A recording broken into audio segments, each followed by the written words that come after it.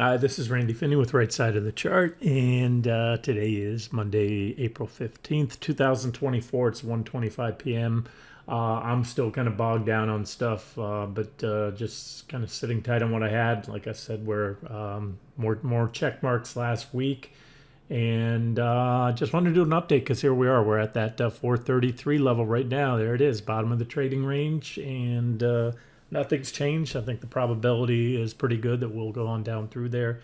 And like I said, I do the videos, try to get my thoughts out in advance, because if I'm right on where we're at, things can happen fast. They don't have to, but I most likely think they will unfold pretty fast.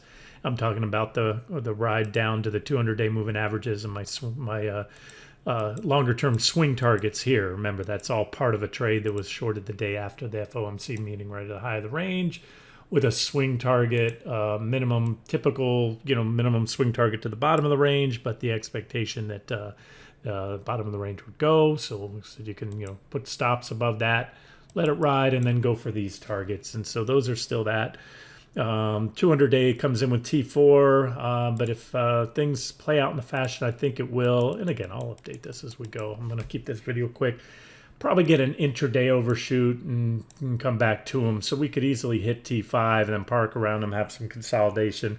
If we just, slice through them, kind of like the game Monopoly, you go to jail, do not pass go, do not collect $200 card. That's just going to be fugly. In other words, if it's more than just a brief slice and a come back in there.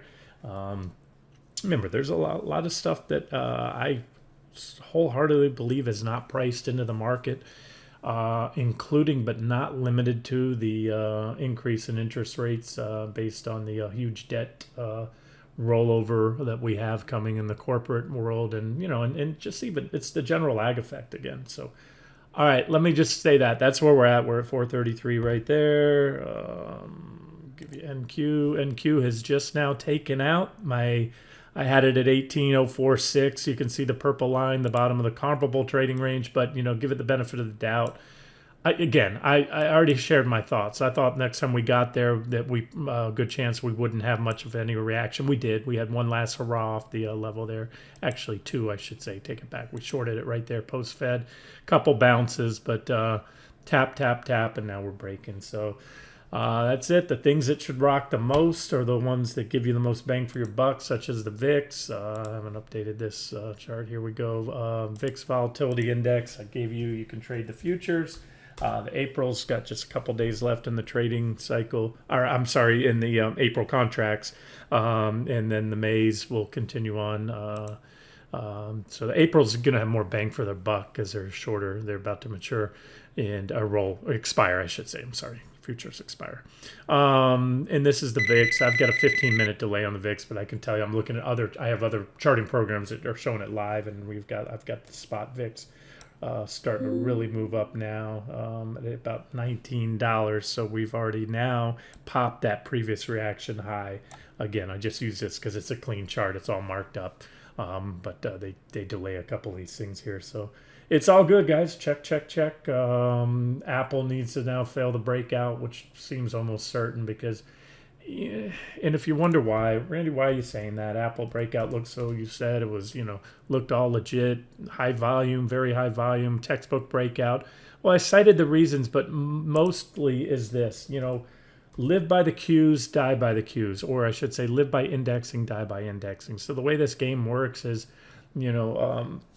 when money is flowing into the market, especially into the beloved, Mag 7 stocks, they get a disproportionate amount. Every dollar that goes in, I forget what it is, it's over 30, 40 cents goes into those handful of top 5 or 6 holdings.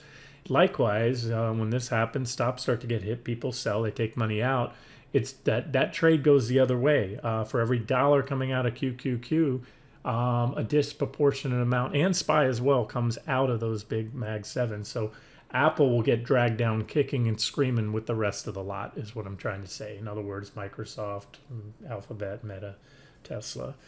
So that's it. So, a lot of potential right now. The VIX should rocket if I'm right. QQQ should drop. Nothing's set in stone. Sometimes it looks like the market or stock's going to fall off a cliff, and it doesn't. But, just manage your, depending on where your entry is, whether it was here, here, here, anywhere along the way, the dozen or so, you know, re-entries and objective add-ons that I've highlighted in between based on this 15-minute chart. But the takeaway and the reason I want to do the video is, again, and I told you before it would happen that this is where it kind of morphed more into swing trade mode, kind of just tuck it away and not get cute and try to gain all the little micro bounces or micro squiggles, I like to call them. In other words, 5-minute chart divergences should probably just get burned, taken out. 15-minute charts, stuff that I was using to game the little, ups and downs in the trading range. That should be it. Price alerts going off, starting to go off like popcorn. Remember, I told you that I've said that quite a bit in the past, that since we've been in this trading range, there'll be a day, and when you start getting all these alerts that I set in the videos and the stocks I tell you I watch, the ones that just fired off, I just got QQQE, equal weighted NASDAQ 100, just took out that 85.26 support. Remember, it peaked back here, took out the 87 support. That took us down to my next target there, 85.25 support, which just got taken out. Day's not over, but I suspect we'll be down quite a bit by the end of the day. The other alerts I got today, HXB, we're already short. That was already an objective short entry here. Highlighted the back test and hit my first target, 103.21 last week, and it's starting to crack that. That should open the door to the next targets. So that is an objective entry or add-on.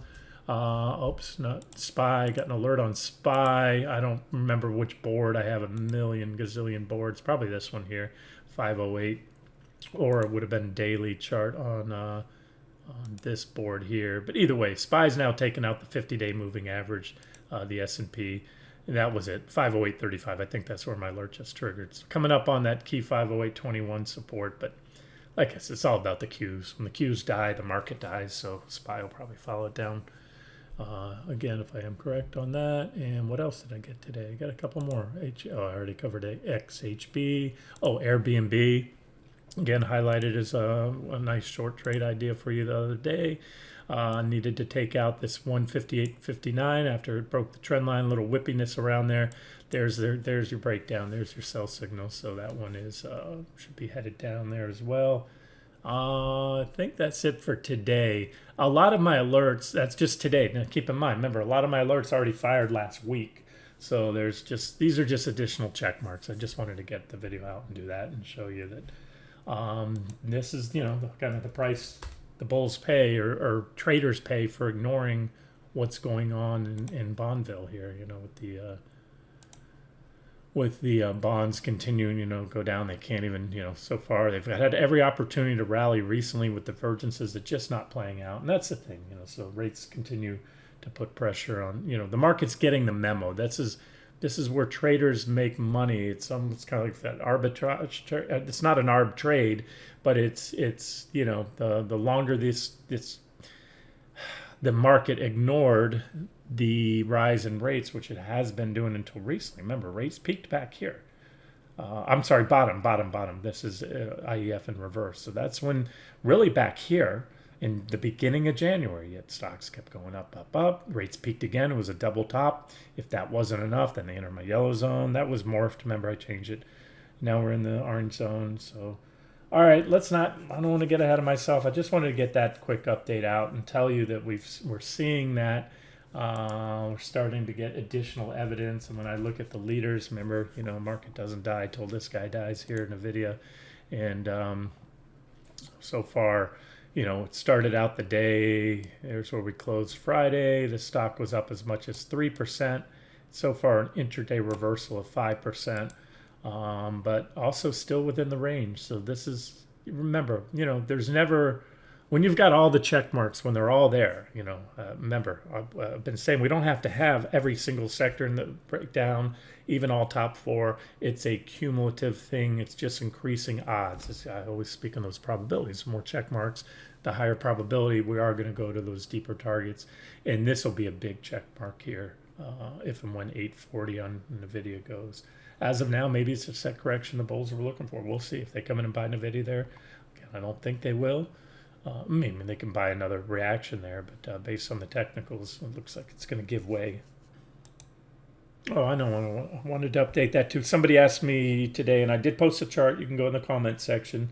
They asked me for an update on Bitcoin and natural gas, which I posted the charts. Remember, I'd been highlighting Bitcoin via BTC, which is Bitcoin, the actual crypto here, trades on the Paxos exchange. And so, of course, Bitcoin futures are BRR. You have MBT, I think, micro Bitcoin futures. You have all those new Bitcoin. There's so many new Bitcoin ETFs that came out, too many to mention. So those you can use as well. But that's it. So I've been highlighting this since this divergent high right here, a little wedge. We had the breakdown that I was looking for, and the trend line came with some impulsive leg down to my first target there. We hit it, consolidated on it. We're still on it now, and need to take out that recent low is what I said to open to the in the reply I made earlier today, to open the door to that next target, 60,720, then 5750, and then ultimately down here about 5280. Again, I think there's a lot of hot money, and you might be thinking, and maybe you're right, that, hey, Randy, but Bitcoin's a stock market alternative. That's why people really like it. They don't trust the financial system, the US dollar. Well, thing is, there's been this on-off, but mostly on relationship with a risk-on asset, meaning when the stock market's rallying and crappy stocks and meme stocks and the bubble, Nvidia and all the AI stuff, big tech, that's when we've seen Bitcoin going up. And when the market drops, it tends to go down. It's more of a risk-on, risk-off play. And my suspicion, a lot of the same folks that are heavy in that, Robinhood accounts and little crypto and Webull and all that stuff, they're probably buying. They're the same folks loaded up on Nvidia, and they were in AMC, GameStop, and buying a lot of crypto. And therefore, when their account's going down, they're probably getting margin calls, and they'll have to sell their crypto. Either way, it's a way to be diversified, and it is and has been a short trade here. It's a breakdown. Need to take out that low, and then you have my targets. The other question put to me was natural gas. And so, so far they it keeps running up. Had a divergent high here. I had another one here. I just need to duplicate that. Where's my great? Oh, I'm grabbing a trend line. There it is. Copy commentary, put it there. That was the last divergent high. This is a divergent low. So it's at support. I like it here. Not liking the fact it just keeps, it's kind of stalled out. We had breakout one. That's where we first entered. Hit that target, had a reverse off the divergent high. Hit that target again twice. Another divergent high brought us back down here. But if you look, this is support. So I think the downside is limited. And my reply was, it's an objective long entry here at or around support, roughly 170. You got to give it a little room. It's natural gas. And or on a break of this downtrend line, gives us a little wedge. And being that we've already hit this level several times, that should open. If we start to rally, if we get that next buy signal on a break there, we should rally up and take out 1911, 1911, and then hit these next targets there. Let me pull UNG for you just in case I didn't pull that earlier. They asked, that sub asked me about natural gas in general. I didn't have time to clarify whether they wanted UNG or NG futures, but there it is. Same divergent low we went long on here. We hit my first target, hit it again, pulled back. We're back to there, and again, it's longer term support. But now look, the thing about natural gas, it's so volatile. Even if it grinds around roughly on that long-term support I showed you a while back on the weekly long-term chart, that could still be another 10-20% down. You got to keep that in mind. Natural gas goes up and down, often double digits in a single day, and then can do it again the next day and the day after that. So you got to, just keep your position size small till we really start firming up and showing this thing's got some traction and an uptrend. Or just keep stops tight or relatively tight. Now relative is to your target. If you're targeting this T4 up here, that's a 32% drop, and if you take it right now and this pullback to support, you could easily give yourself a 10-12% stop loss, and that's still a nice RR. But right now I think the juice, the money to be made is in the equity markets, heavy in tech, heavy short tech, then Qs. Short the small caps and long the VIX, short the other sectors I've covered lately, semiconductors, home builders, broker dealers, IAI, all this stuff. So everything's been in the recent videos, and my favorite areas. And so that's it. Let me just wrap it up here, get the video out. I got to get back to what I'm doing, and if we have anything big between now and the close, I'll do an end of day wrap as well.